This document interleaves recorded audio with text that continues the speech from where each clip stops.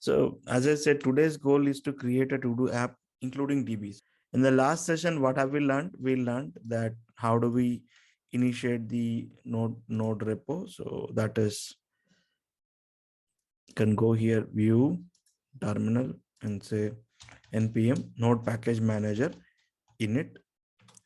So because the node package manager have to keep track of the dependencies that you install to them. So it needs a file to create. So just series of questions and finally say yes. And if you wish to enter the information post to that step, you can still do that. You can change it here, not a problem. My underscore first underscore node underscore app. Maybe if I want to do this, I can do that. So I can change it.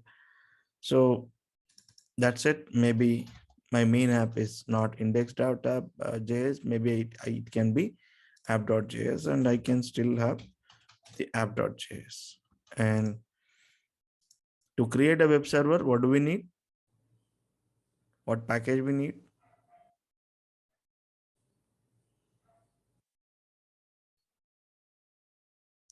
We need to create a web server using Node.js, wherein you can hit the endpoint and endpoint will send you the response. What package we need to install? npm install express. Express is the package that we are using. So to save this record to this package.json, we will supply this command npm install -- save. It will install the node in the node modules folder. Yeah, node modules have been created, and it has also updated the dependencies record. And then we have said var express is equals to require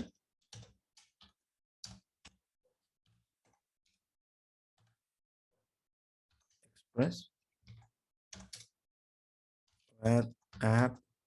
With the help of express, we can create as many apps, as many web apps as we want, but we always create one to keep it simple. If we need two web servers in one app, you can still do that, because you can say app one and app two, and you can app one can listen on one port, and app two can listen on 3001, and app can listen on 3000. So you can do that, but let's just not make it complex. App dot listen 3000. The port, you need to supply the port, and upon successful initialization of the web server, the callback will be called. So now I can say, I can simply want to log something that the server is up. Server is ready to accept request. Okay. And now server is ready, but we haven't created any routers. So app.use or app.get.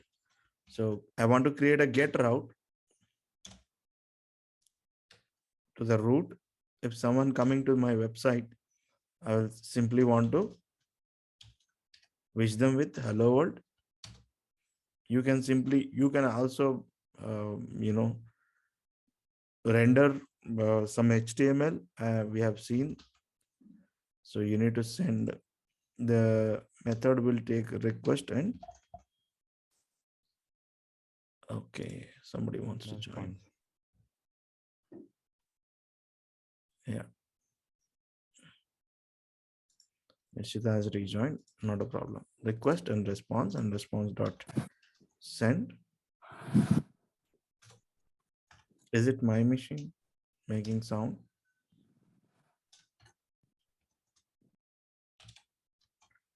Okay.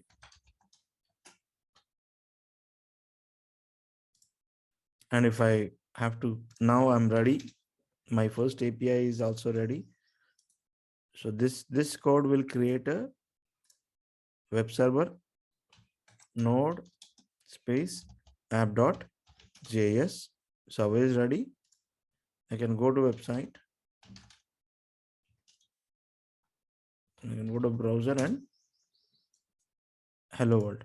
So basically, there is another way that you talk to your node server. The better way or the more structured way is to install Postman.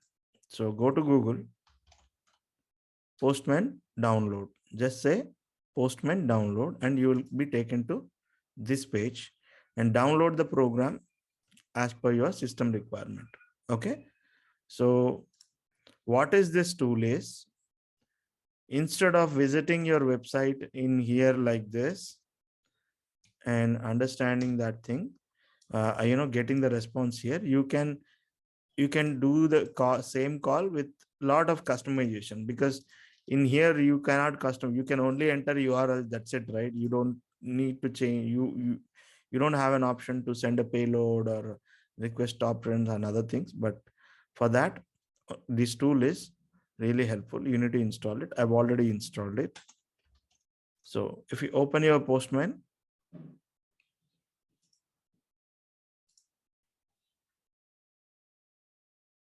okay, let me verify if it is moved to,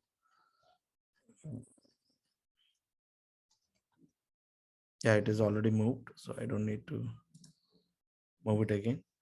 So don't get confused with a lot of things coming up here. So this is already, I'm doing it for a lot, I'm using it for a very long time, and I've seen a lot of collections here. But simply,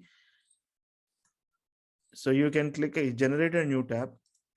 So HTTP requests are, many types. Each HTTP request. So the thing that we have seen here, if you remember, localhost 3000, as I shown you in the past in the network tab, this is one HTTP request. So the request type is GET. The request method is GET. So there are different other methods also, that is post, put, patch, update, delete, and other things. But we have only seen the GET. We can only perform GET operations using the browser. The other operations we can't perform. So that's the reason Postman exists. So you need to select GET and hit the button, and the same response is now I'm getting here. Okay. This is how do I create a post, and why do I need a post? So get is basically about, fetching that information.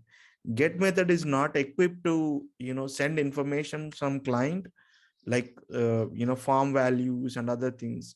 Get is not equipped to or not suitable to send the form information to the server. So let's just say that we have a form here, like, login form, nice, enter user and password and submit.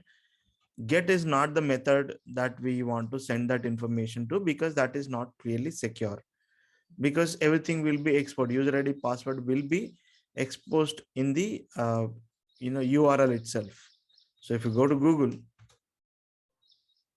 if you search something, so the information is, this is a get call response, the information is actually in the URL. So if you type username and password, you don't want to send it in the URL, right? So you just want to change it. So maybe I can go to sample login form. Okay. Maybe if I enter it here, if I try to log in, never. I think it's not taking me somewhere, but if you're taking somewhere, the get calls will send the data in route params. What do we call this as? Query params. Query params are visible to everyone. That means any user can see your password, user ID if you are sending your data like this. So get call is not a suitable call for sending the data to your server. So what is the best call? The best call is to create a same server, but you need to send it as a post call. So this is post type, and body, you set it to raw and also JSON. Maybe if you are using PHP, form data would be the better option.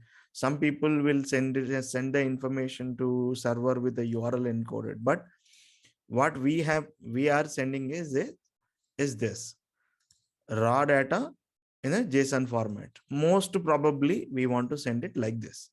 So I want to send some to-do information or login information. Username. The syntax is this. Everything should be in double quote. Username. Admin. So this data I want to send it to server. Password. Password. Now, if I hit it, it will say cannot get post because we have a get route, but we don't have a post route. Let's just create a route that will satisfy this. Let's say login. Okay. I want to create a route called login on localhost 3000. I want to get this information from my request and log it in the Node.js. For now, we will try to log it. Okay. So let me do that. App.post. See, the change is here. If you are building a get route, you would say app.get. That request type is get. Right now, it is post. That get type is the request type is post. I'm actually trying to satisfy this thing, and I will copy the login. Stop me if you think I'm going beyond. Okay, login and the handler method, route handler method will take in request and response. Now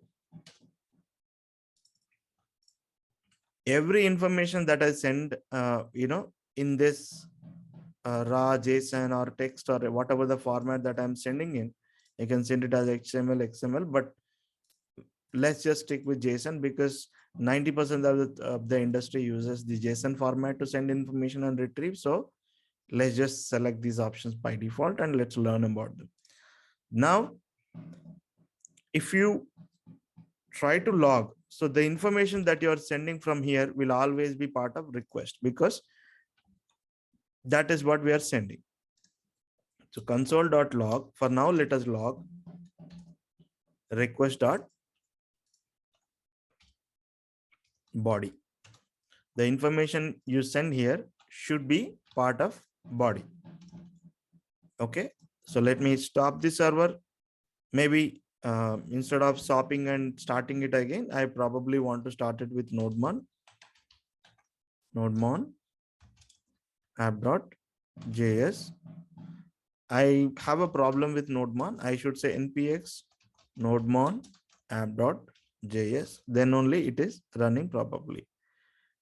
Yes. Bro, what is Nodemon? Nodemon is a package.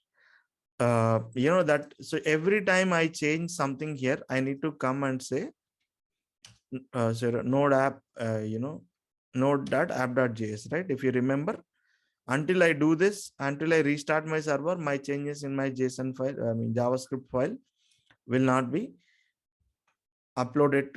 Will not be affected because in the HTML we write JavaScript and we refresh, right? If you remember, Yeah, bro. same thing. If you write something, you need to restart your server. But this is kind of tedious process. I don't want to do that. I just want to do it once. So you can use the help of Nodeman package. Nodeman is a node package that will help you to avoid the problem. So app.js. So now whenever I change some information, so it is automatically restarting my machine. So for that we use Nodeman. Okay, got it? Yeah, bro. Thanks. So it just refresh like we refresh the web browser. We will open with live server, right? We Yeah, open bro. with live server. It's just that. So this is a live server for, let's just assume that it real-time updates will be affected onto the server, with the help of Nodemon. Yeah. I'm sorry, just a second. I just My copy is arrived late. So yeah, now what is the problem that I'm getting here? Cannot get post. But if I post now, see, it is listening, but it is taking forever. It is not getting a response because can you guess why this is stuck here? The problem is in this block. It is still resolving. It is unable to not. So it has found the route. So there is no error, cannot post. But because when we say this res.send only, this will be satisfied. So the moment we say res.send, we want to send some information, right? The post is working. My server is restarted.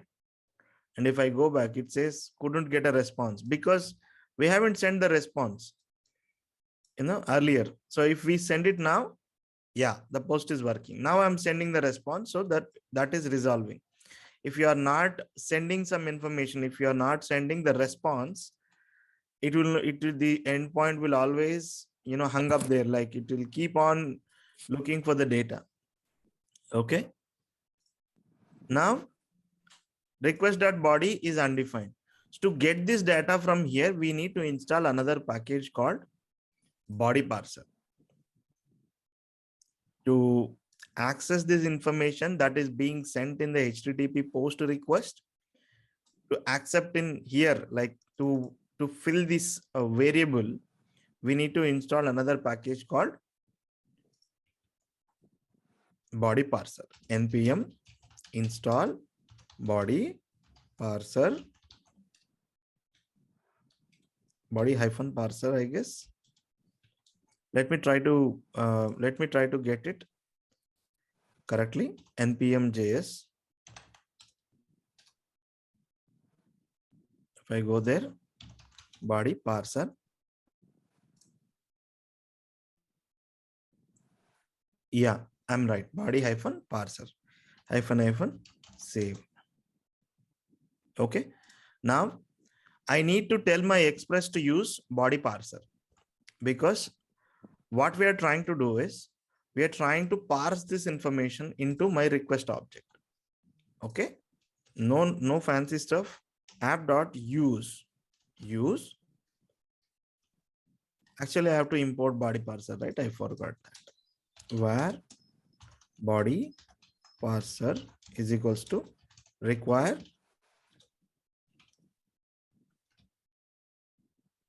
body hyphen parser. So that is the, once I imported body parser dot json and body parser dot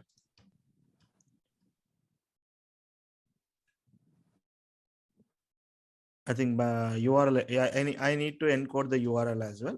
So this is for, sorry, someone saying something.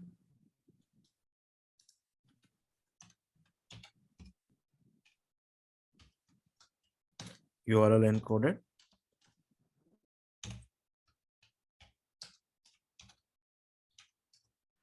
So these two lines and this package,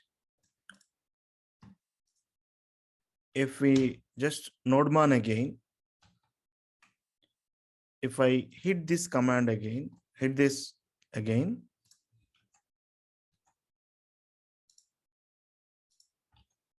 now you can see the data that I sent here from sending from here, I'm able to access in the post route. Any questions so far? Anything that you don't understand or want to understand deeper? Anything that you didn't understood? Can you explain the use method? Yeah. So app.use method will actually send a middleware. So this is body parser is a middleware. So what is a middleware? Let me explain that. So remember this word middleware. Okay. Let's just say this is your Postman and you are sending a request. Okay. So here, when you say app.use, you're asking it to use this method. So body parser.json is a simply a function, nothing else. It's not a rocket science. It's simply a function. I'm sending a function to this. So each time the request comes in, you treat it with this. Like, let's just say you're a potato chips company, right? So you get a load of potatoes. Okay, what do you do first? Sort them and wash them. Yeah, you sort it by size, you sort it for quality and other things, right? So this sorting by sizes or checking for quality and washing them is actually an essential part for every load. It doesn't matter if it is loading from there or that, or it is the local load or export load or quality you want it, whether it is come from India or Africa or whatever it is. This cleaning process is same for anything. Cleaning process is essential. Without that, I cannot really you can make chips out of it, right? So middleware function is something like that. So for each request, irrespective of the type of the request or whatever it is, you use this method against that request. So you clean that information coming from the server. So some people create a middleware for security. Like if they're sending malicious code or malicious file to attack the server, they write a middleware function, something like this. Maybe they can simply say like this. They simply write a service for themselves. They say app.use and they write some method there, and each request and response will be coming to them like this. The request and response that is being sent to and another also will come to the middleware, that is next. So these three things will come to a middleware, and the middleware checks up the request, everything in the request, and finally, okay, this guy is good. It will just call the next here. So it will check the request here. Request sanity. So it will perform all the steps. Request security. And then only it will call the next, then only it will come to your login or get or whatever the endpoint you want to. So that is what middleware is. For now, what I'm doing, instead of checking for security or something, so I'm seeing body parser. So if there is a body coming in my HTML, just parse the body into a JSON format. I don't care whatever the format that is coming in, string or something, or Postman or browser, or is it coming from Angular on? I don't care. If there is a body that is being sent, just convert it to JSON and send it to my endpoints. So this is a middleware function. And to supply the middleware function, we say app.use. Use this middleware. Use this middleware. So I'm saying this is a middleware function. What is a middleware? Middleware is, middleware runs against each request and response that is coming and going to the server, and you can process that request and send that request to your endpoints securely also. Maybe next time you can write a middleware to check the authentication. If the user is logged in, if the user is sending a token, then only I will allow him to raise a request. Otherwise, I'll say you are not logged in. Most of the time we see, right, you are not logged in or something. So they create authentication middleware, and that middleware takes care about checking the request. And if his user is not authenticated or session is logged out, it will kick out also. So that's what app.use is, a method to supply a middleware to the Express framework, application framework. Is it clear, Kranti? Yeah. It's kind of a broker. So this is a broker function. With this use method, I'm asking it to use that particular broker. Now, for this time, my broker for this, with these 2 lines, my broker is actually trying to make this variable valid. Now I got my request body. I can, maybe take this information, save it onto the database, and with this information, we can do anything. So I want to pause there, and same way you can create a put request. So post is always used to create. If you are trying to create a record in DB, we create post. If you are trying to, update the, so let me give you an experience. This is the post is working, the put is working.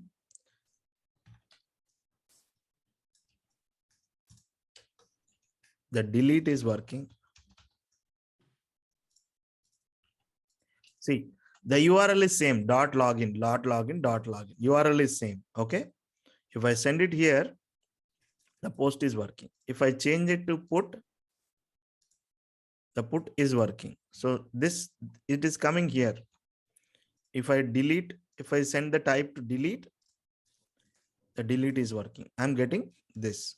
So if you change the method here, it will reach the appropriate route. So this method is important for the route to. Hope I am clear. Can you just pause it there for a second? I'm trying to copy Yeah. real quick. I'll explain again. So the route can be same, login, login, login. But because see, if the to do can be the same. Let's just say, what do we have to do with a to do? We can do save it. We can save it to do. We can update it to do. We need to update the to do. We need to delete the to do. And also we need to get a to do. We need to get a to do. Okay. The URL is same. See, URL is same. The moment you change the type, it is reaching the appropriate route. So if you are sending it to as post, it will reach the post. If you're changing the request to put, it will forward that request to put method. If you're changing it to delete, it will send this request to delete method. So same route, but method is different. If you change the method here, it will send it to appropriate function. You need to remember that, because for add to do, we need to say, we should not say add to do or update to do. You can still do that, but it's so confusing. So for one data set, you name one route and change the method, and here also you change the method and reach the appropriate route. So that is item number 2 I wanted to talk. So if that is clear, I can move on to the next topic.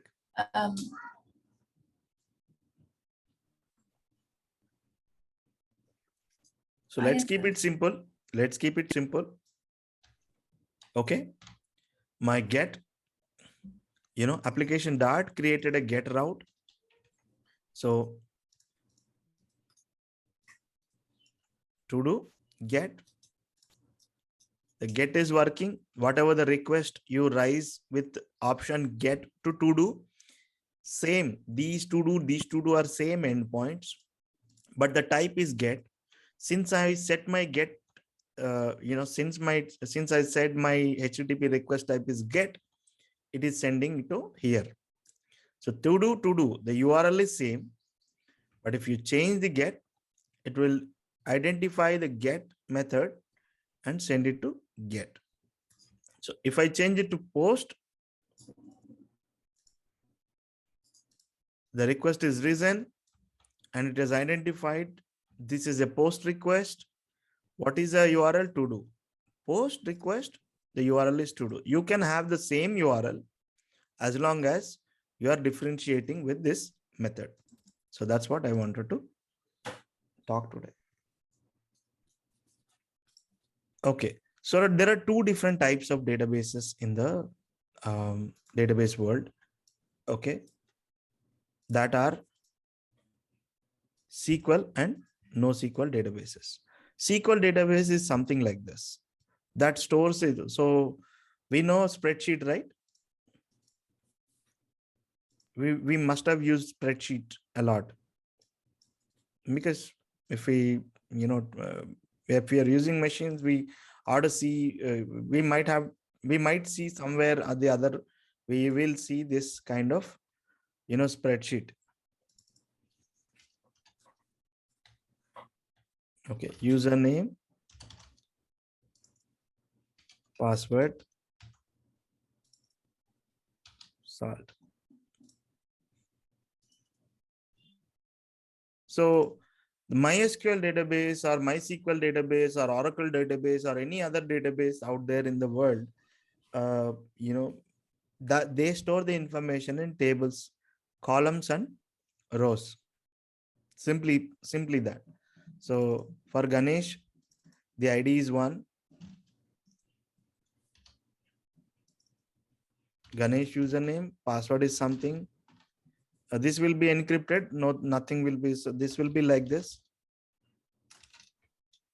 It will not be visible, and there will be a salt key, which can convert this gibberish text to and use meaningful password. So that's how they are saving it. If there are two sets like username and there is another thing called orders. So they'll create order table. Okay, order name, order ID and user. So you'll store 1 here.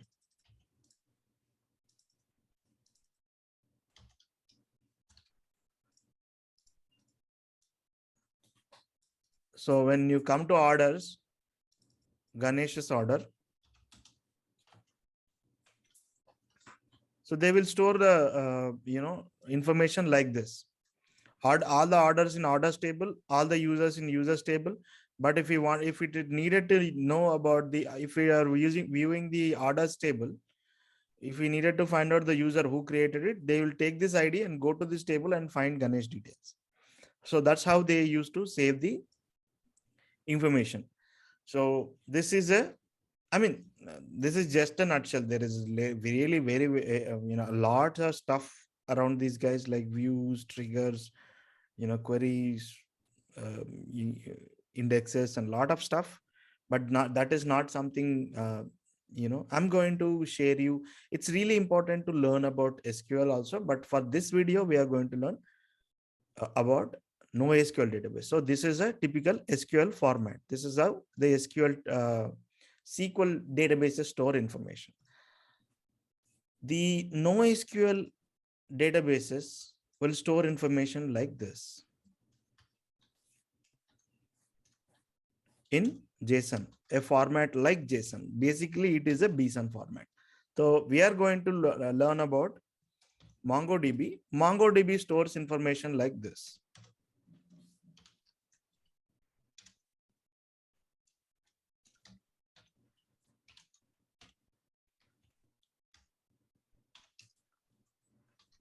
So in the form of documents. So I don't want to waste my time here and type the entire thing, but the idea is this. It will store in table tabular format and MongoDB store in a document format. Each of the record is a document, and the difference here, the benefits out of here is, if you wanted to add one more field like username here, it's not easy on this in these things. You first have to create a row, a column, and then previous records you have to aggregate, and it's a costly operation. But for MongoDB, you can simply have put a comma, because in JSON we can put fit in the entire world if we want. So entire world information can go in a JSON file, right? So that is the difference. Hope I'm clear here. The difference between NoSQL and SQL databases. There are only two. There is another type called graph database, but that is just not relevant to this session. Graph database is kind of like this. So here I have an information.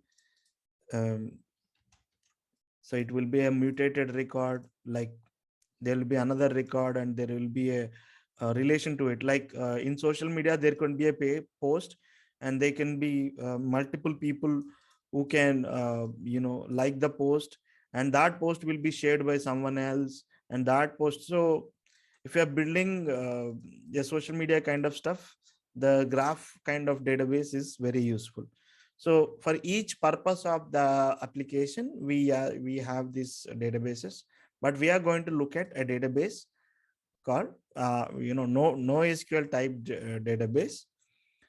The NoSQL type database that we are going to use is MongoDB.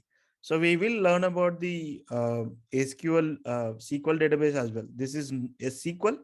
This is NoSQL. For now, we are learning the NoSQL one because that's the trendy one as of now. And we will come back to SQL one. SQL, NoSQL. MongoDB is NoSQL database. Hope this part is clear. MongoDB is a software to store the information. It is a NoSQL type database. That means it has no tabular structure, but it has a document way of storing information. So it will be like a notepad file. Everything that you want to store in that notepad, you can dump in the notepad. So there's no structure, there's no sequence to it. So it's just a bunch of data going into a particular document. That is useful in some cases, that is not useful in some cases. So each use case of application will have its own demand of type of the database. Okay, how do I create a MongoDB for myself? Okay, in the handout I shared yesterday, there are different ways that you can set up a MongoDB in your local. Okay, if it is cloud, for a real-time application, it is always the last version, that is the Atlas version. Or you can approach this local version and spin up a container in other things. But this is the most important, because this is about creating a database in cloud. Wherever you are in the world, you can create this database in the cloud. So you can use it, you can create in the cloud, and you can use it wherever you are. So that's what we are going to learn. But if you wanted to learn, the instructions are here, because I don't want to run through each of the steps, but I tried each of these steps. They are working fine. But if you find this is a very tedious process, like going into files and changing a lot of stuff. So if I start talking about them and configure about them, and you will be I'll be losing you guys. So I don't want to do that. And navigating on the web, it is very easy. So I can navigate on the web and create a database for you. Okay, just if you want, I will go slow. You just follow me as well. So open up your browsers. I just want you guys to follow now. Open up your browsers and just don't see the video. Don't see my Zoom screen. Okay. Open up a browser. If you are blocked, let me know. I have opened the chat window on the next monitor. So I'm constantly monitoring for chat window. Open a chat window, throw it onto the left side. If you are hearing this, if you are paying attention to this session, okay, open up a window, Chrome window, search for Mongo Atlas.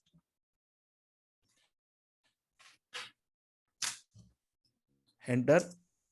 You will see a link like this, Atlas database. The link will read out like this: MongoDB Atlas database, multi-cloud database service. Click on that link, not the ad one, but just below the ad, there will be another link. If you want to come to this Zoom page and you want to see, you can see. I'm actually pausing here. So I'm clicking on this link. Okay, now you see this page. So what we are trying to do, we are trying to create a database on a cloud environment so that we can use it for our local development. Okay. Now you can see try free button. Click on it and you can sign up with your Google account. So you don't have to fill this big form. You can just click this Google. So mongodb.com/cloud/atlas/register is the link. So I'm sending that link. If you are not yet there, if you want to catch up to me, I've sent the link in the chat. You can simply click and you will be landing in the page. And then I'm going ahead, guys. I'm just clicking on sign up with Google. Accept it and submit.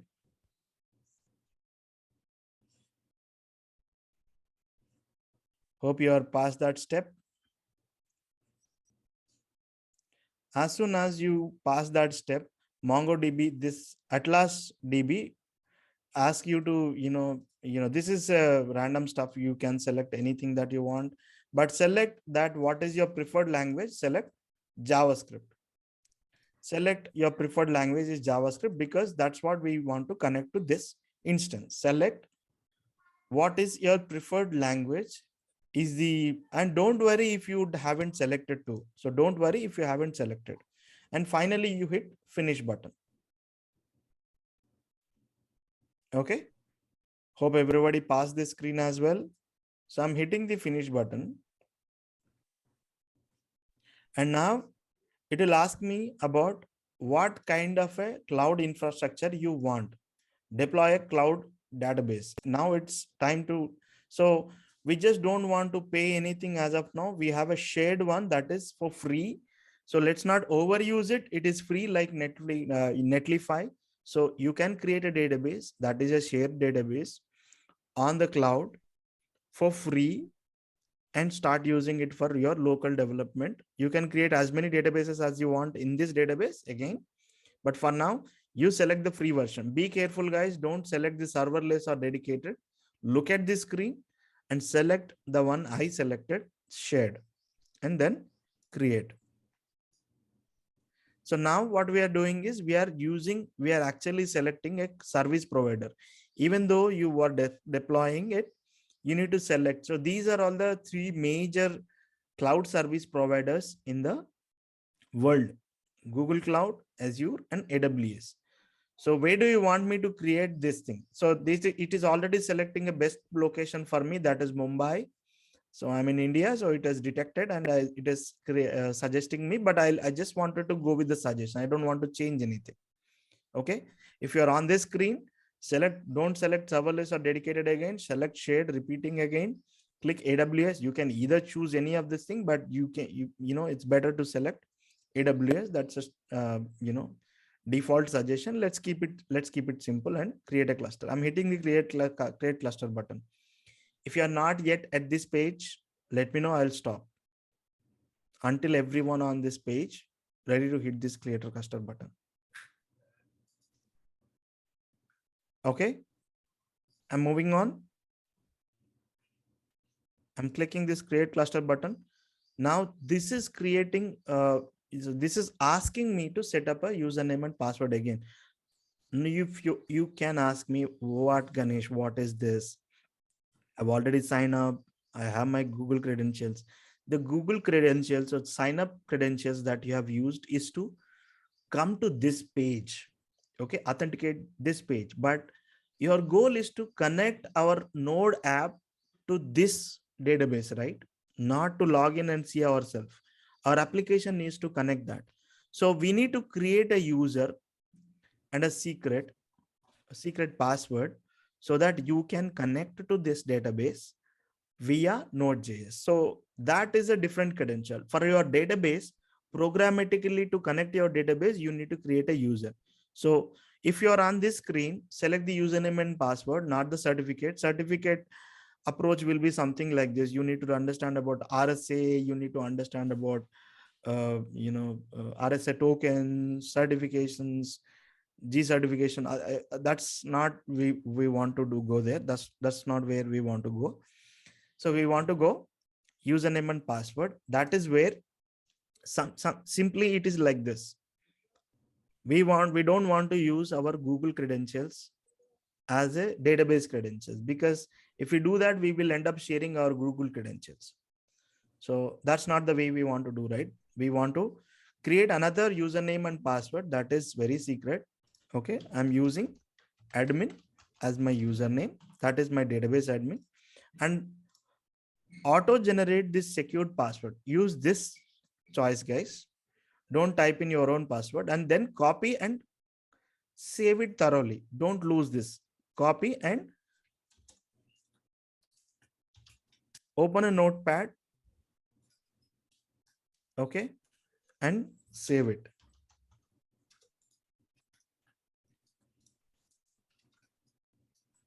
So I saved my password. I am going to delete this password right after the session again. So now you need to create user. I am now again hit this button, auto generate secure password, and then copy and save it, and then create user. I'm hitting this button, guys. If you are not hit here, so I've created a database user and it is created. Okay. How do you want to connect? For now, I want to connect from my local environment. And here, if if you created this instance, whole world wants to connect to this database and use your database.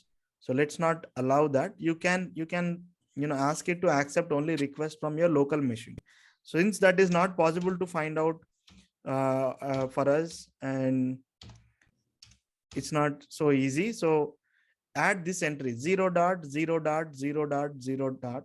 4 zeros with dot between them, and finally /0, and click the add entry. This is an indication that I might be able to connect to this database from across the world. So don't restrict, allow me to connect from wherever I want. So that is the indication that I'm giving it here. Hope you're able to perform that step. 0.0.0.0/0, and then add my client IP. So now I'm clicking finish and close. I'm assuming that you are already past this step. I'm clicking find and close. And finally, congratulations. You are setting up access rules, your database and everything is ready, and I can go to my databases now. I'm clicking on the go to databases. It seems like we all are there. So now our database in cloud is ready for us to connect and work. Okay. So we can connect our Node.js application to this database and save the information securely here. So Ganesh, how many steps we have passed? So many things. Believe me, this is the very easiest way to create a database. So, and you can check out the guide that I have provided. Okay, but towards the end of this course, I'm going to run you guys through the all other ways of creating databases in local and all other different types of databases too. But this is not the time that to confuse ourselves and stopping from achieving something smaller. So let's celebrate the small victories with the minimum flow update. So you don't have to perform this step again ever for this coming 4 weeks. We will use the same database. Okay. Now, next step is to hit connect. Now you will see this page. Okay. Connect with MongoDB shell. So there is a shell of MongoDB that you can, most of the time developers use a shell terminal to connect to DB and debug their information. We can download a tool called Compass and connect to this database using Compass. But Compass is next day's subject. For now, we want to connect our application. So the middle option. And as soon as you click it, it is going to select a version. If you are not seeing this, select your driver version to Node.js. If not to Node.js, set it to Node.js and set the version 4.1 later, because we are using 16 version, LTS version or late. So, and you need to copy this guy. Okay. All we have to do is replace this password with the password that we have copied a while ago. Remember, I asked you to just copy it and save. That password is going to come here. Okay. I hope you all got it.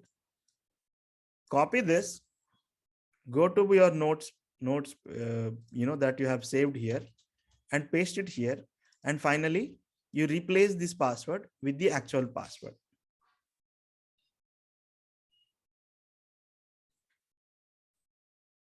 I'm thinking everyone done the step and we have the final string ready, connection string. This is a connection string. If you have this string, you probably connect any application in your local to this server with ease. Okay, we are not done yet. We have few other steps to go. So I'm already recording this session. You can come back and listen to this recording, but I want you guys to follow me. So I never suggest to follow me unless it is really critical. So follow me, don't ignore. So you are now generated the connection string, but there is one more last step pending, that is to create a specific. Now we have a Mongo database instance, but we don't have a specific database. So if we go to collections, so if that is done, close that and go to hit the browse collection button, guys. I'm hoping you are all back to this page again, that I'm seeing exactly the same page I'm seeing on my screen. Click on the browse collections. Believe me, you will learn to optimize every other feature. Don't try to poke other features, just try to follow me. So do not click on load data sample set, because we only have 512 MB of space. And if you load sample database, it is going to use the 512 and you will be not having anything on your own, because this is a free version. We want to watch over the data, but if you load the sample data, it is going to load 5 million records, and that will be 350 MB or something. So don't do that. You say, I want to add my own data. Now it will ask me, what is your database name? So everyone set it to NotesDB. To make this uh, session simple, select NotesDB. I'm hoping everyone here click on, if you are on the home page, click on browse collections, click on my own data. Now you will hear, and this is the database. That means a bigger piece, a container kind of a stuff. In that, I want a collection name too, because that is to-dos. Okay, collection name, to-dos. What is the collection? Collection of documents. So each time I create a to-do is going to come and save in this. I might want to create a user collection again, but that will be part of database. So database is a bigger box. Collection is a small box. For users, there can be a collection. For nodes, there can be a collection. If you are building a library will be the database. Books will be a collection. Subscribers will be a collection. Transactions will be a collection. So that's what I'm saying.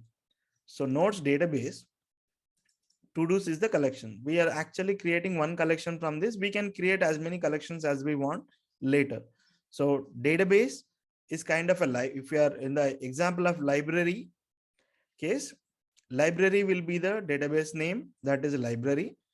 All the books will be a books collection, users collection, subscribers collection. So everything will be collection. So each entity will be a collection.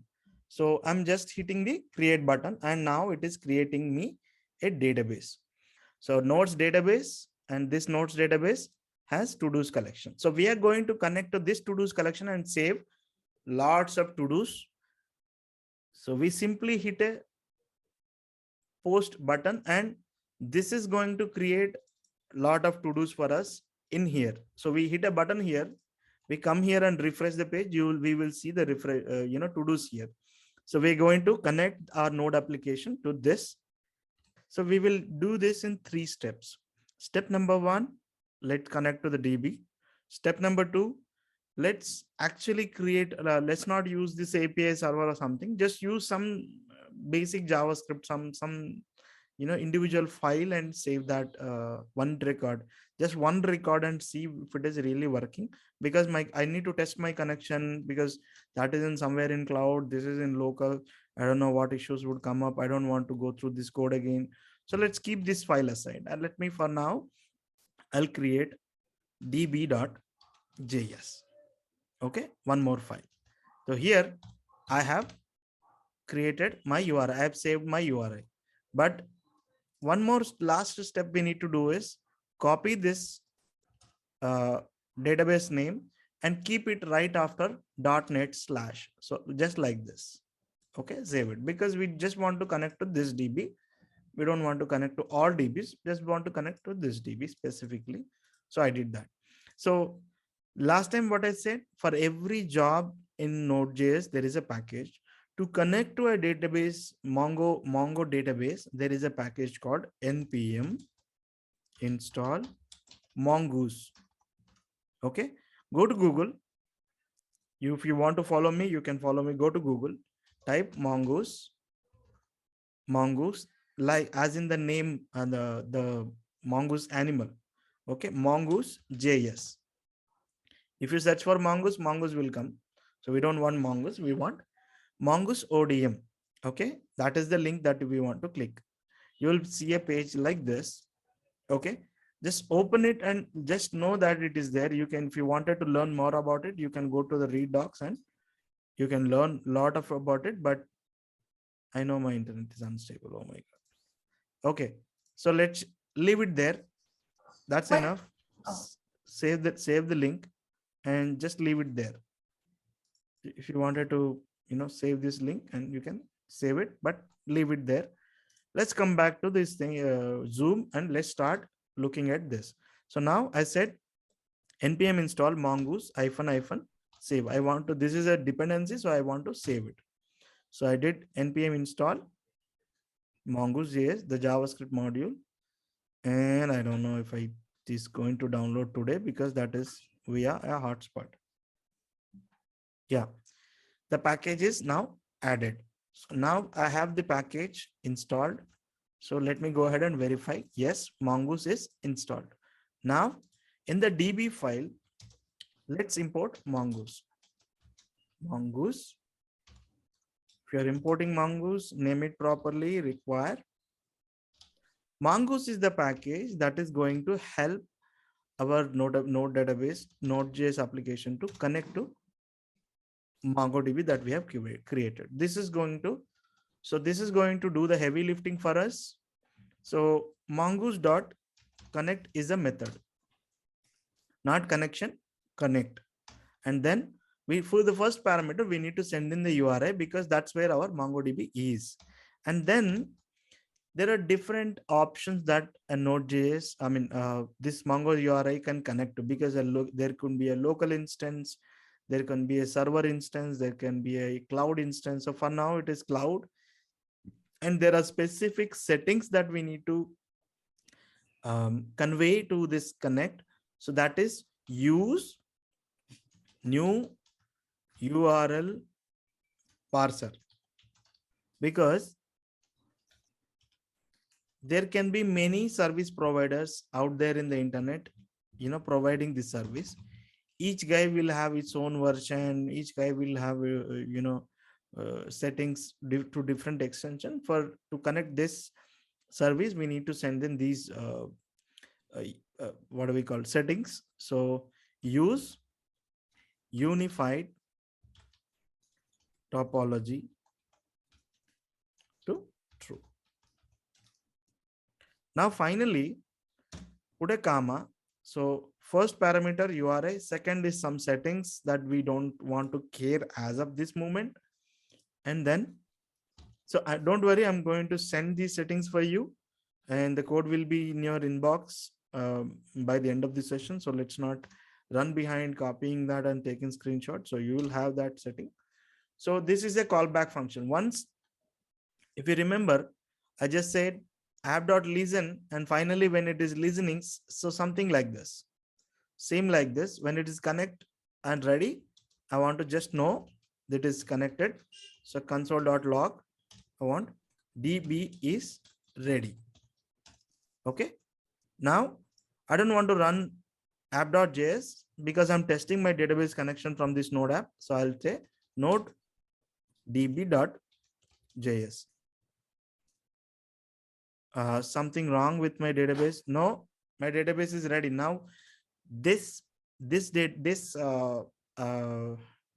file, okay, is now connected to the database that I've created in the out. How can I verify that? So let's try to create a a sample record, right? Okay. So what if I, this is step number one is successful. We are able to connect to DB. Step number two, we want to save a temporary record. Say we want to save a sample record. Okay. So insert document. I'm just trying to insert a document, text, some string, and done false. So we usually save in this format, a to do in this format. So yep. So as soon as I create inserted document, it is inserted like this and an ID already generated for it. So you already might have tried. I am behind, one step behind. So yeah, how can I create the same inserted document operation from Node? Okay. So here I can insert anything like this. Okay. But that's not something we want to do it, right? If we are creating a data set, it should be unique and it should be unified format, because one should not call text and one should not call done or something. So to control that, Mongoose has a interface called schema. Okay. If you are trying to connect to a DB and save particular record, that record should have a structure. Okay. So for that, you need to first create a schema. Okay. Where, let's say, to do, I'm trying to create a schema for to do schema is equals to mongoose dot schema. Okay. Mongoose dot schema, and the schema should read like this.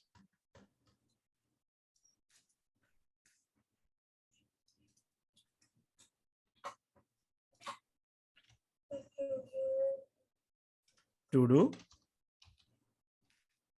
comma, or at least it can go like this. Maybe I can say to text, that is string. So now what I'm saying is here is that the schema is this particular collection of to do will have a text property which is string, a done property which is a boolean. That's it. So you are saying if you are trying to save certain information, you need to say it to you need to create a schema using Mongo, so that you always, if you're trying to pass in some other information to that collection, it will simply say that your schema is not valid. If you are trying to send a number in that string, it will simply say, it is simply gonna say you are trying to save it in the wrong schema. It will simply do that. So just a safeguard, So let's just do this. Where schema, it's not so good. Mongoose.schema, and then let's keep it like this. So this will clear a lot of things. Okay. Now I created a schema, and okay, schema is ready. Like, this is the schema I want to save my database. That means you are creating a shape to your database. If you are creating a user schema, you say username, password, that is string, this is string, email ID, type email, a lot of other strings. I'm going to share a lot of other documentation. You will be learning there a lot, but let's just try to consume the concept here. Let's not complex things and get lost in the things. So next is that you need to create a model on the Mongoose. Okay. So what you have to do is, finally, to do model, I need a model. Okay. What is a model? A model is model is an interface that will try to connect to the actual collection, the individual collection. Okay. Each time you wanted to do, you cannot say mongoose.todos. Get one particular item, right? We'll have to have a separate model to it. So mongoose dot model, say to do. So this is what I wanted to connect to do, and then use the to do schema For this model, you use this schema. Okay, there is a concept called MVC, model, view, and control. So I'm going to explain this. Consider this is a model. So model is database. Okay, the structure of data. So I actually structured the data and I created and tied it to Mongoose model. Now with this model, I will say right now I will save the one particular to do. So I'll say where new to do is equals to new to do. What is the to do should take in text. Now I'm sending the actual text. Save. I don't know if you want me to take a pause and go back a step. I'm actually going back. So I'm just saying this is my first record. So here I'm saying I want to save a data with this schema. Okay, one will be text, another will be Boolean. Now connect this schema to my Mongoose model so that I can be able to operate, save, get, update, all that info, all that things I can do that using this object. So this will be the output object for that. So I'm creating a model here. And now using this model, I now save a record on MongoDB. So it's time we see that record. New to do. So the reason I'm doing everything in one file is that so that it will be easy for us to understand, because it's and it's gonna get a little more complex. So I just wanted to make it simple. So here step number 1, we created a DB and connected. Step number 2, we created a schema. Step number 3, we created a model to this MongoDB. We attached this schema to a MongoDB model that is called to do. And using this model, I'm now creating a new record. So I'm saying new to do. What is this to do is expecting? It is expecting a text. The text is go to temple. And is it done? No, it is not done. It is a new statement. So it is always false. Now I will say new to do dot save.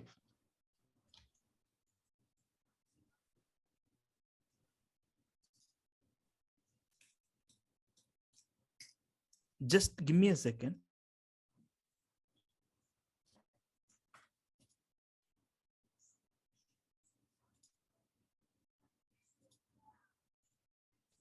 Okay, so sorry. So now I'm finally the record is ready. The new to do is now ready to save. If I save it, let me rerun the file. Step number 1, it should connect to the DB. Anytime now, it should connect to the DB, and it is failed because new MongoDS error to do insert 1. It's trying to insert. I'm trying to save insert. It's trying to insert, but it says buffering timed out after 10 seconds. Why it is not able to save that information? I created the schema correct.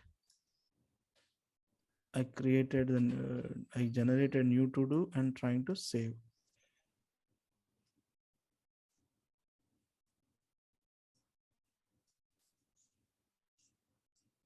So DB is unable to connect, I guess. So let me just comment everything here. Let me just try to connect to the, let me just try to connect to the DB. Let's verify if it is really connected to DB. This should come because if it is able to connect to the DB. DB is ready. I think DB is connecting. Okay, before even connecting the DB, I'm trying to save it. So let's just say function save record. So let me put it in as some separate function. Okay, everything in separate function, and try to save record once the DB is ready. Hope you understood. Because the DB is not ready, I'm trying to save a record, and that's why I'm getting this error. So I need to, when the DB is ready, and then I try to save that record. So Server is ready any moment now.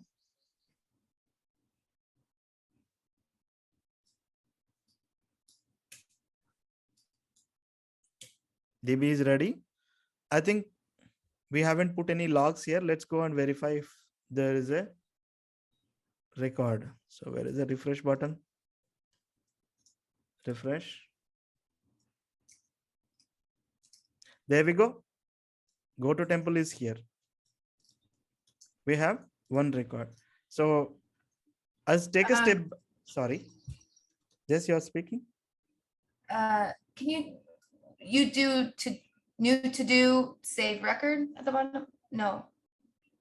Yeah, no, I said like this. New to do Oh. dot save. So And that's inside that function. So. yeah.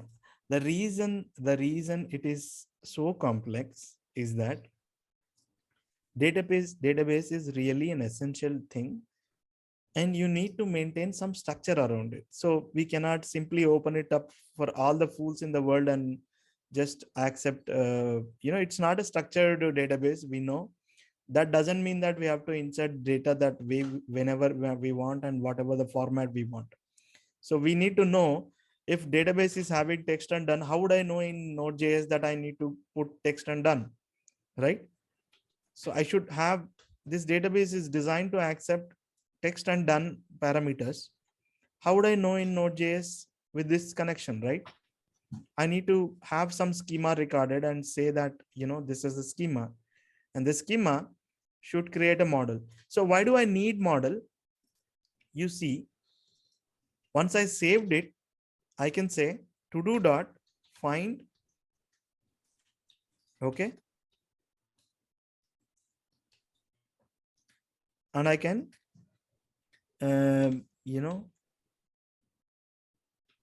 where data is equals to find. So now we are not going somewhere or doing anything. We just created once and using it for all kinds of operations. So we create that model and using it to get also. So we're just trying to find it on to do only. So it's so simple. You create a schema, you create a model, and then you try to create it and update it. This is one-time job.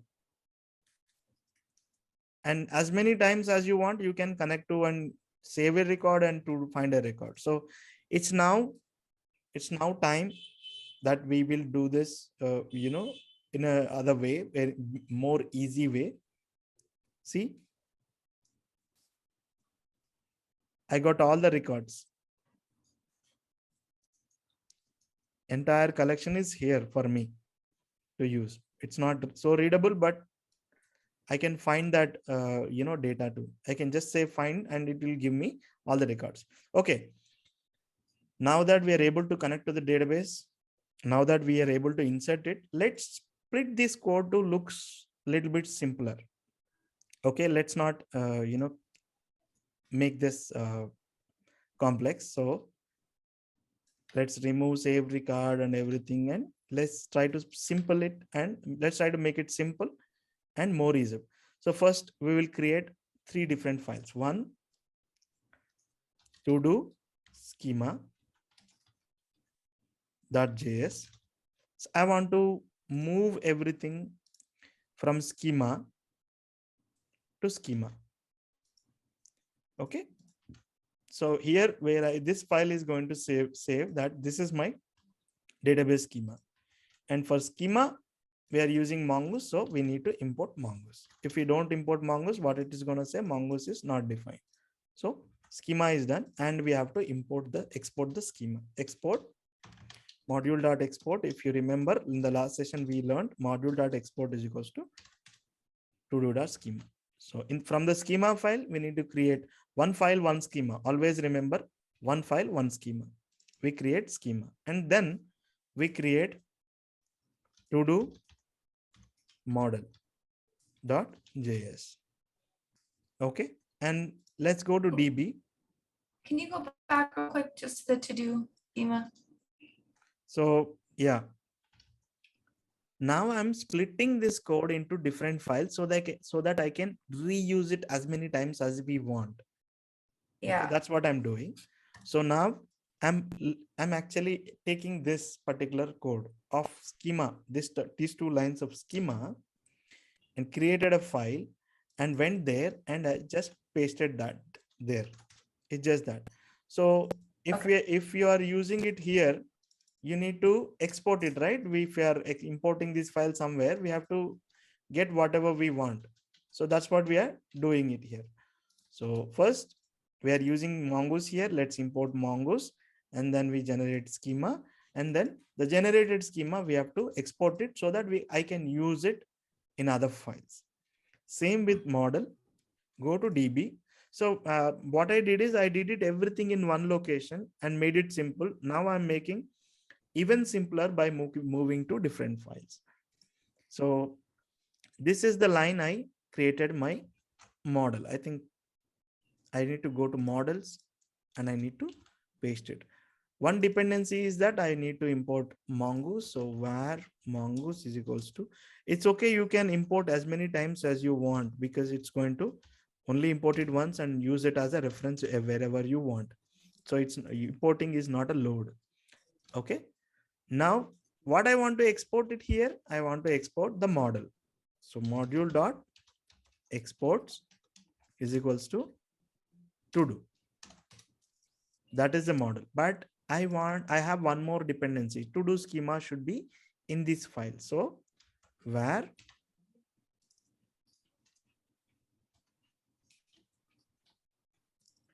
to do schema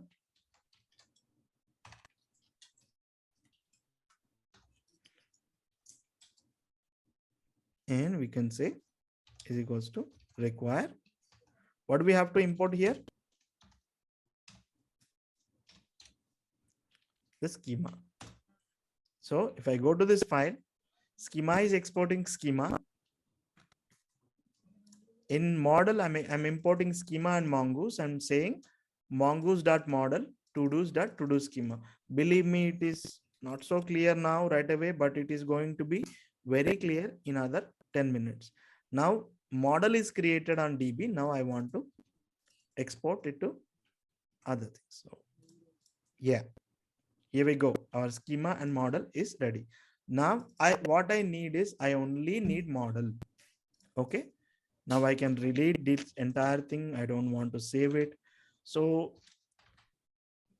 now I wanted to import Mongoose, export Mongoose to, but what I have to export here is that I need to control when I want to connect my MongoDB, right? So I don't want to connect MongoDB as soon as I enter. I just wanted to connect in the app.js because this is where my application is starting. Once the app is started, I want to connect to database. So to do that, I have to put it in a function called connect. And then only I need to connect to MongoDB. And finally, I'm exporting this. So it just, sorry. Thank you. Oh, sorry. Okay. So this method, if it is right outside, it will execute as soon as I import the file, right? So I don't want to do that. I just wanted to export this function and control that connection from my main file. Now come here to app.js. It's gonna so it's going to be very dramatic, guys. So connect is equals to I'm sorry. Can you a little fast? I'm going to DB one step back again. And connect. Yeah. So before this step, everything is like this. Gosh. Everything is like this. I just want to move this connect method to another function so that I can control when the database should connect to so that I can control just that control. I can still keep it here. Okay. I can still keep it here and module.export exports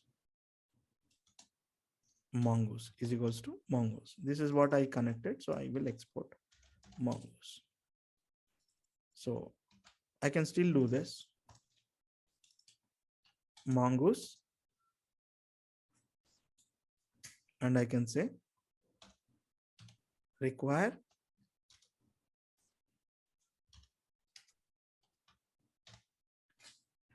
./db.js.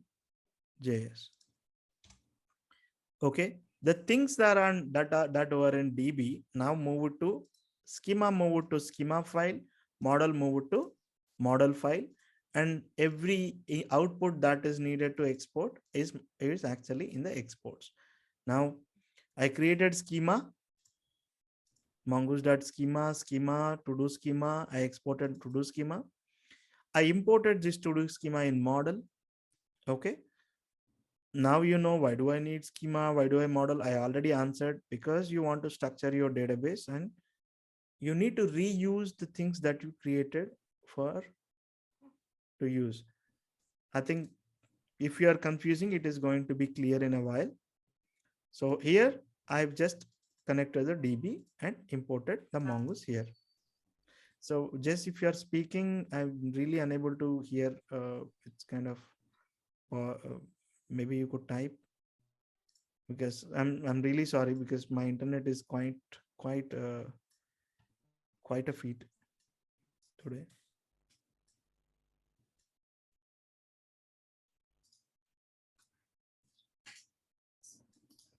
In case if you're trying, you can type in. I should be able to see it. Okay, so we finally came to this page where I said mongoose.db. So let us just now clear everything and say node mon app.js. Of course, I need to insert npx for myself. You don't have to do that. Server is ready and request, but I'm waiting for database ready message also. This should run, right? Yeah, DB is ready. Now my server is running, my DB is ready. Okay. So all I need to import is var to do. Just I believe your kid is with you. Is everything okay, Jess? Like you're able to focus?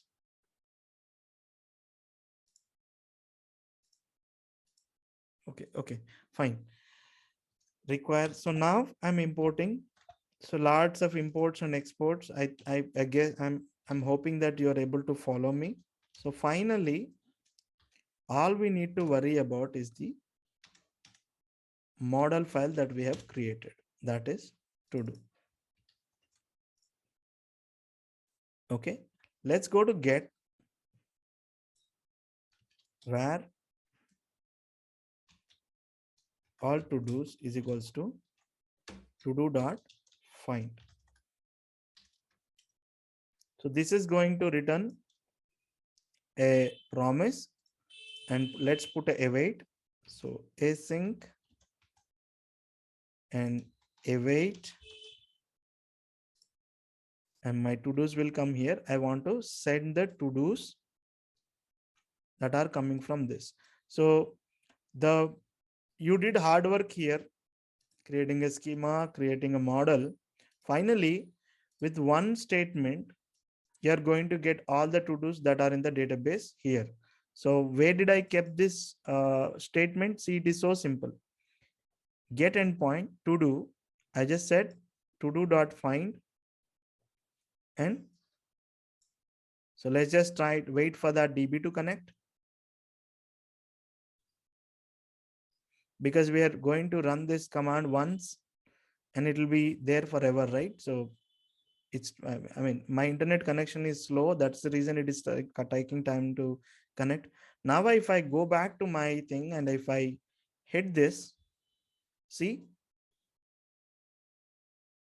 the records that are here, okay, are actually, so to get this benefit of simplifying it here, we saved the things schema in schema, model in model. Model is the one who's going to take care about all the operations. So in and out of DB, this is the guy who's going to save the information to DB. This is the class that is going to retrieve the information from DB. It is it's kind of a very good, very strong concept. You need to set the schema, like this is how is my data is going to be structured, and use this structure and create a model and use that model to do all sorts of operations. So you don't have to, it is so simple now. You just say find, everything will come. You just say save, everything will be saved. Okay, now we got all the records. Okay, as soon as I raise a request. So how do I save a record to database? No, remember we created a post also. Okay, we created a post route also. For this post route, we are getting the body. Okay, what body we were getting? We were getting username and password. Instead of sending username and password, I will say text. That is, I need to go to temple or church in the evening. Is it already done? Done to false. So for each request, I can change this text and send, but let me try to send this and see. Okay, very good. I'm getting that, I'm getting that data. Now it's time I create a new to do out of this body. Okay. It's just simple. It's just like this. Where new to do, see, the last thing we did in the database is actually coming here. New to do is equals to do, sorry, new to do. I'm saying create a new record with this request.body. What is in the request.body? Text and done, right? That's what I'm expecting. You remember? And then to do, that's what we are expecting in the model schema, text and done. And body is also in the body also I'm sending text and done. So I can simply send in that information, this to do, and it is going to create a new record, and that record we need to save it. So this save method is going to return me a promise. So I'll keep it async and I'll say await, because this should go to server, save and come, because I need to wait until this record is saved, and data. And finally, instead of saying that post is working, I will say send this data, the newly created record, I will send it to database. So let's just wait for the database to connect, because my internet is slow and that is taking time to connect.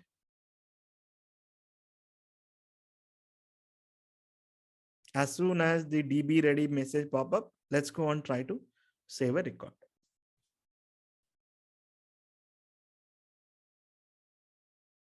Anytime now, please.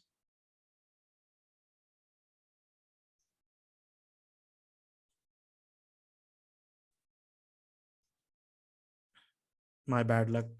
It's really seriously taking some time. Yeah, finally, DB is ready. Now I can go to my Postman.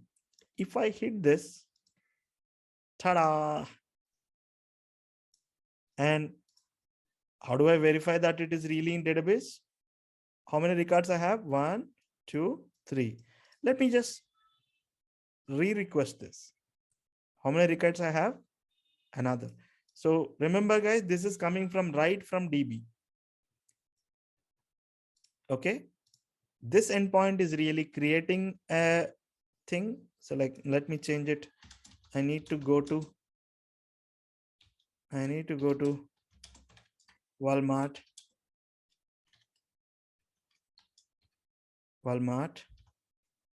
Not Walmart, it's Walmart. Maybe that is correct. I don't know. So I'm hitting it. It's saved. Come back to the get endpoint. We have 4 records. Now I should have 5 records. I need to go to mod. See, with this endpoint, we're saving that information. with this endpoint, we're getting that information. Is it time that we use this endpoint in a UI? You guys want to see that, or should we stop here? Like if I integrate this in a our old to do app, it's like we already it's like we really created an application of to do for the real storage. So it'll be, do you want to, so now the hard stuff is done, like creating a server is done. One endpoint is actually creating a to do and one other point is actually retrieving it. So what do we have to do? We have to create a form that will send this body to this endpoint, and one request, one fetch await, fetch operation to do that. Okay, enough of talk. Let's do that. Let's try to achieve that. Okay. If you remember, we need cars to access it from our locals. If this server is not only accessible via Postman, but if you want to access it in your UI, you need to install cars. So npm install cars cross origin resource sharing. What is cars cross origin resource sharing? This module will enable you to it's a middleware again. If you ask me the question, this is a middleware to allow some request or accept some requests and reject some requests. If you are a Facebook endpoint, I don't want to access Google endpoint, so that's the reason web actually blocks the request and response from one another domain to another domain. So we need to use cars. So this is a middleware I passed. So we already knew. So we are not waiting for that to give errors. So I'm sorry, I need to start my server. I did it. I started my server.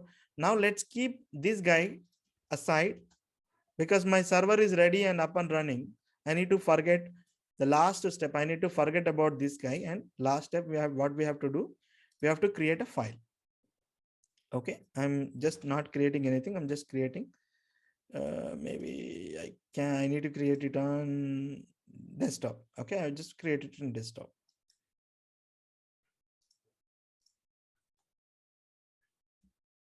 On desktop, todos.html. Okay.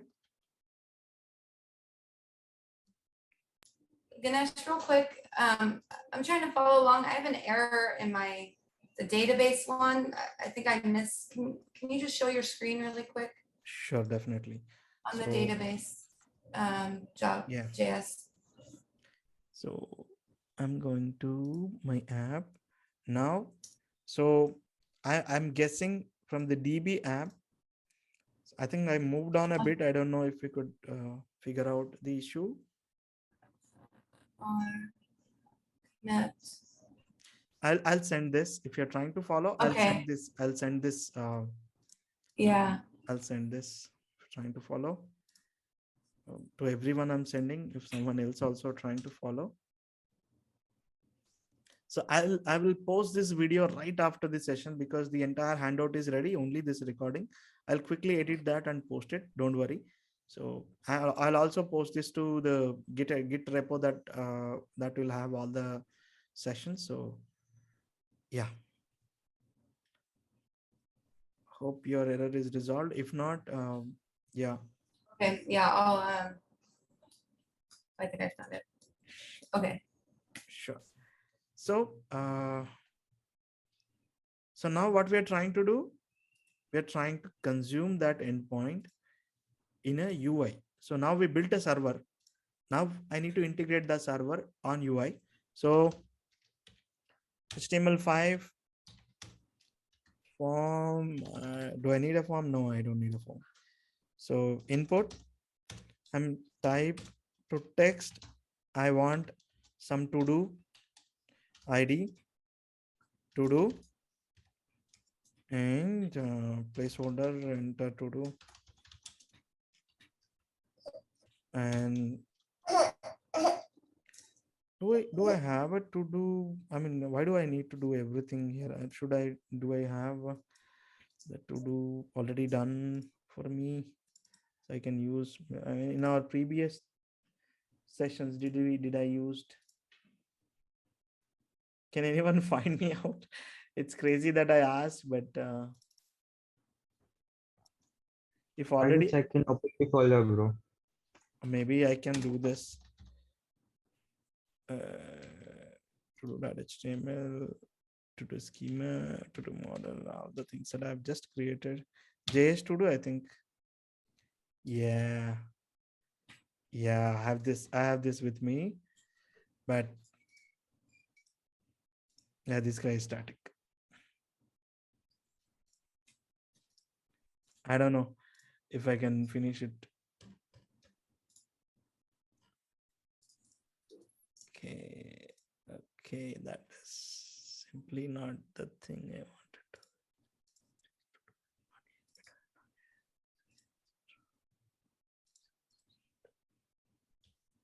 I think it's somewhere in yeah, here you go. This is our guy.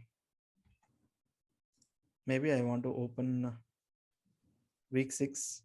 So I'm going to open the week 6 one, and let's use the week 6 template, and let's try to integrate this project in the week 6. I think that will make week 6. I open up, and in the week 6, let me delete this king, move to trash.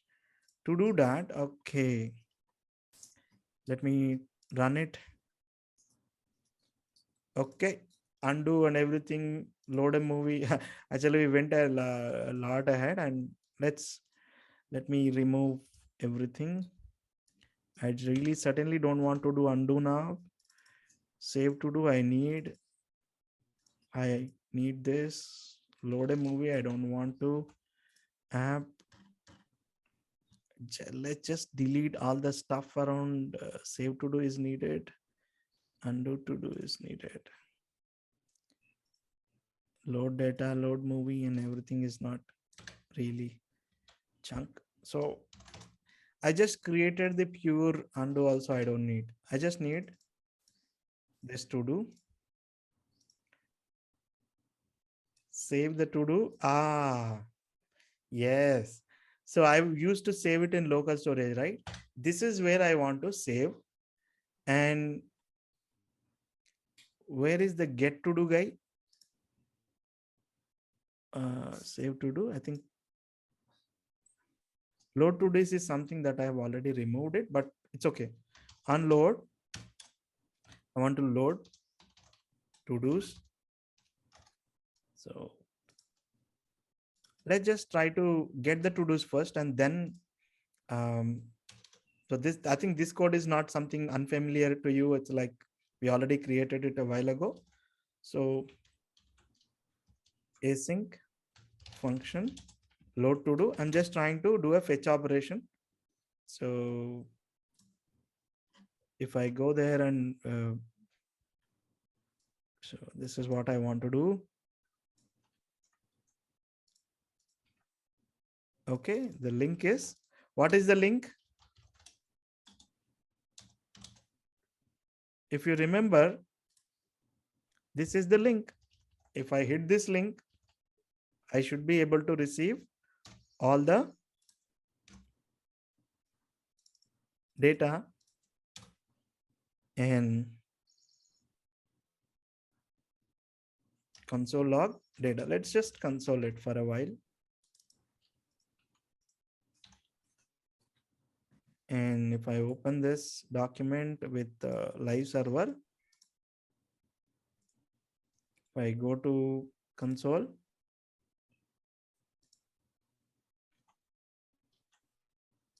load to do, app.js is load to do is already here. So I've actually hit it, app.fetch, console.log, I think.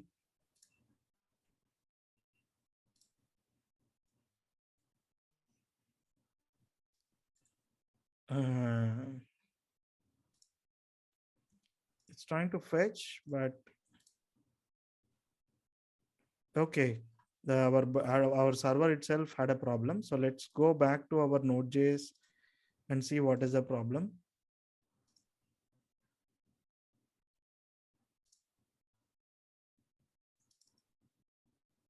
No problem. App is running properly, but this is unable to get. Why? Any problem? To do. Let's just try to get it. Cancel the request. Hello world is popping up. To do is working fine a while ago. What suddenly happened to this guy?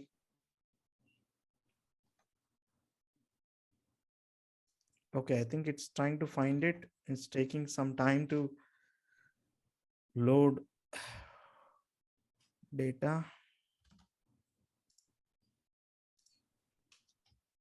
Let's try to log console.log.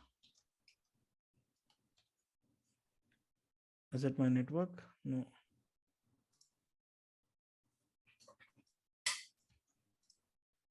Let me log it here. Request is here. Let's just say if browser is trying to access this, we should get this log here, right? So that's what I'm trying to find. So this is failed now. The response is kind of unknown. This is failed, and you could see that has failed because it is unable to reach the server, the Node.js server that we have created.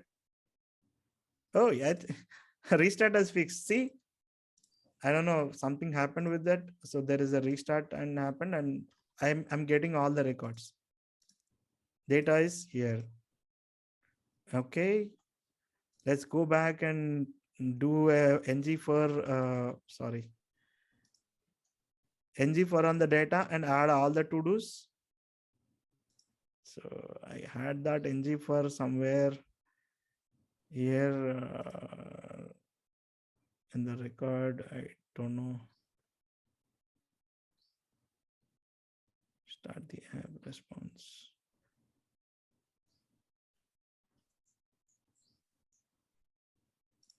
Where is the for each? I try to, I'm trying to retrieve the old code. Yep. Here it is. This is the code that I used. Now I'm getting the data. I need to iterate on data and say new to do and sending the element.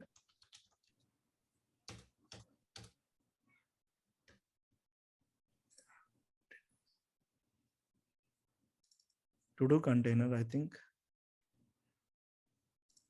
To do container, to do text. To do text is from the to do text. Yes, you are right.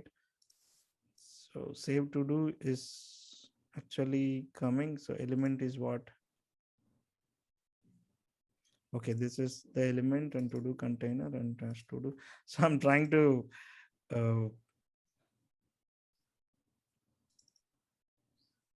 text container is equals to container, done is equals to false. Yes. Recollect the entire code. I think we are good. We should save this file. Yes. We got object instead of text. Why is it so? We need to log the data that is coming in.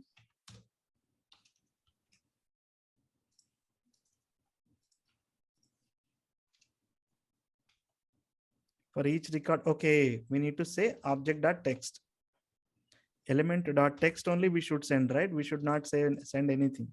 Only the text I need to send. See. So if I add one more item, I need to go to maybe supermarket, save it, come here, refresh it, supermarket here. Can we try to save it from here instead of here? Let's just do that. Save to do is a method that is already toggled. So instead of pushing it here, let's now say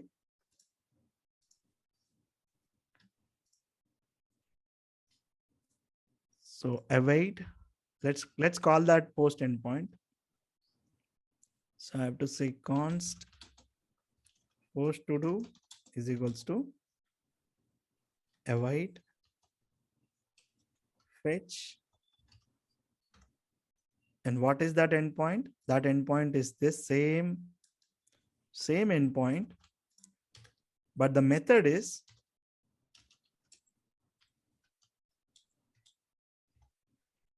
post. Okay, you remember the endpoint for both of the operations is same, to do, but the method is post. How do I set the method in the fetch operation? How do I change that for the fetch? So fetch doesn't only take a link here and do the operation. There are other things that you can set. Okay, other things you can pass it on to. So let me go ahead and set the method to fetch. So you can see here method to, either you can write the string as post, or you can set it like this. You don't let's not confuse method to post. And you need to set the content type to JSON, right? We have actually set the body JSON, and this is converted. This is doing something. So to do the same, you need to add one more thing like this. Is it true? Headers accept content.json. That's what we are saying, right? JSON. So to do the same operation on fetch thing, you need to have this code right in the place. Yeah, that's done. Method is post. Get is so simple because get is already pre-configured. You don't have to do anything. But for post, you need to send this setting. So it's just a simple old fetch, or you can say const post settings and create this object. Just have these settings in there, and just put a comma and send in all the settings. So this will convert the get operation into a post operation. And you need to send the body, right? If you remember, we need to send the information like this. We need to send the to do text and done false also. So how can I do that? I can send in body equal to text is equals to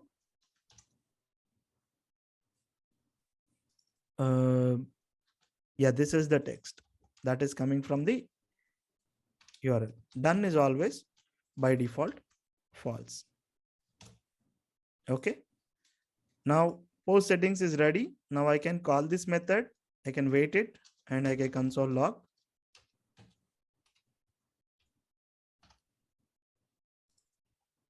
Again, you have to remember post to do response. We will get a response, and then we will do a JSON. Data is equals to await. It's the same old simple steps. Fetch JSON response dot. This is not something new, guys. I don't expect anyone to confuse. And finally, console log the data. I'm just console logging the data. I'm not trying to show it in UI. I'm just trying to console log if it is already created. So let me go to the file. Okay, await is only function async functions. I think, yeah, this is not an async function. Let me keep it async. I saved it. Everything is fine. It is loaded. Now I test my add to do. I add something and I hit. Okay, bad request syntax JSON position 0. So there is a problem with my text. So if I go to network, it's saying unexpected token at JSON position 1. If I go back to my node thing, I will also see the error. So request is here logging in. As soon as that is here, request.body is failing. I think the way I'm sending from JSON is not accepted here, but this should be the case. What is the error? Unexpected token JSON position is wrong. I think I'll have to log it, see what is coming here actually. Console.log request.body. I need to verify what is coming in the body from here. So this should, okay, to do text is to do text. Body is body. I'm not doing anything, any crazy stuff. Oh my God, I forgot. My bad. So you shouldn't send the object as if the object. So you should send it as string.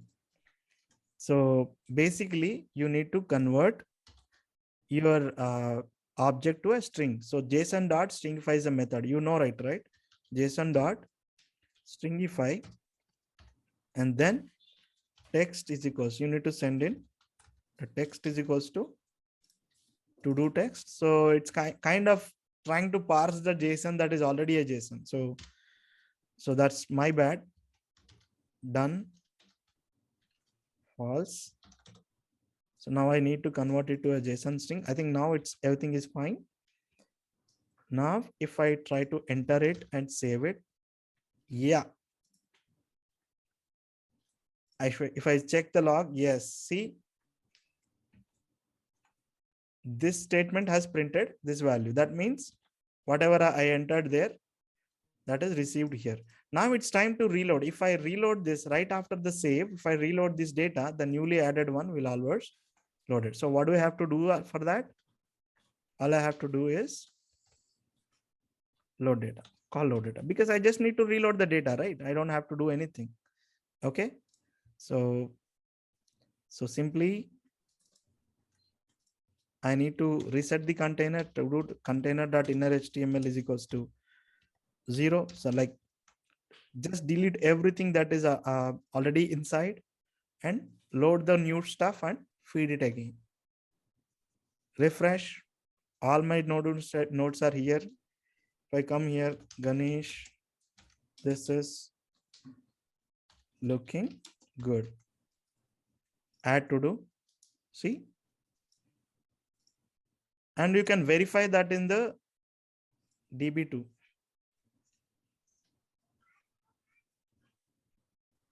See, the things that we are entering here. So we are doing all this stuff, but there is really, we have seriously ignored a lot of other validations, because there are hundreds of ways this application workflow could go wrong really. But I haven't put any safeguard in position, because that's a next topic, next session's topics. So how can this go wrong? Like how can this application go wrong? Because I can type in something, I can send in an image, or I can copy paste some binary data to this and I hit add. There is no way that I'm validating the data that is going to server, right? I'm just sending this data, whatever I'm getting it. So that is there. I think that's a complete wrap. I think I didn't know if we could finish. And I think today we have just on time we closed it, and on time we are able to see that entire cycle finished. It's a great day, buddy. It's a great day, because we're able to create the server, create a DB, create a server, and integrate that UI, and we're able to get the to-dos. And if I close this to-dos, everything, if I open this again, just the UI, if I'm opening the UI again, maybe just opening the UI with the live server, I'm getting this So this is not going to be, there. It's going to be there forever because you stored it in server, right? This is not no longer is temporary. This is actually coming from server, and you're actually saving things on server. See?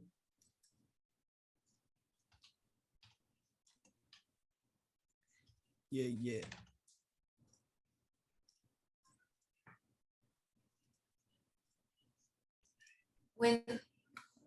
When you delete it, is it deleting it from the server? No. No, we haven't Oh, gone okay. because we only discussed the get and Get post. and We post. haven't Okay. discussed post, update, delete. So we will update. If I click on done, we will have to update the status to done to true. Okay. Okay. That's the next week's topic. Let's look at how do I update the data, how do I delete the data, and we will sync that version updated information to here as well. Yeah, let me stop the recording. I think